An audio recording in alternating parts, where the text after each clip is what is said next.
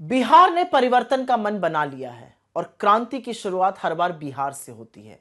क्रांति जरूरी है क्योंकि बाबा साहब के संविधान को अगर क्रियान्वित करना है तो दलितों, पिछड़ों, आदिवासियों, अति पिछड़ों को उनका हक मिलना पड़ेगा और इसीलिए बिहार की राजनीति एक बड़ा करवट लेने जा रही है। 15 मई को राहुल गांधी जी एक बार फिर से बिहार पहुंच रहे हैं और वो दरभंगा में न्याय संवाद की शुरुआत करने जा रहे हैं। ये न्याय संवाद जब वो दरभंगा में कर रहे होंगे तो 60 और जगहों पर कांग्रेस के तमाम अन्य नेता बिहार भर में दलितों से, पिछड़ों से, आदिवासियों के साथ, छात्रों के साथ, युवाओं के साथ, हॉस्टल्स में, कॉलेजेस में, तमाम जगहों पर टाउन हॉल करके एक न्याय संवाद करेंगे। इस पहले न्याय संवाद की जो भूमिका है वो शिक्षा होगी और हमारी मांग बिल्कुल साफ है।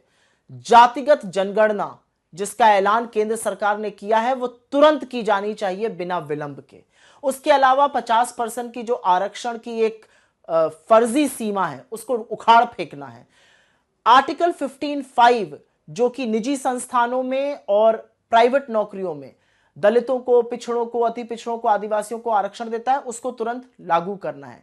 एससी एसटी का जो बिहार का फंड है 8,800 करोड़ का, उसमें जो घोटाला हुआ है उसका हिसाब चाहिए और यह पैसा उन कम्युनिटीज के लिए खर्च होना चाहिए जो मार्जिनलाइज्ड हैं, जो बिल्कुल छोर पर हैं। इसके अलावा शिक्षा को लेकर बिहार में करीब 81% ऐसे स्कूल्स हैं जहां पर कंप्यूटर नहीं है और वहां पर आधुनिक शिक्षा होना, हर तरह की शिक्षा व्यवस्था होना जरूरी है। यही नहीं, 4,63,000 सरकारी पद खाली पड़े हुए हैं और उनको तत्काल भरना चाहिए। यह हमारी एक मांग है।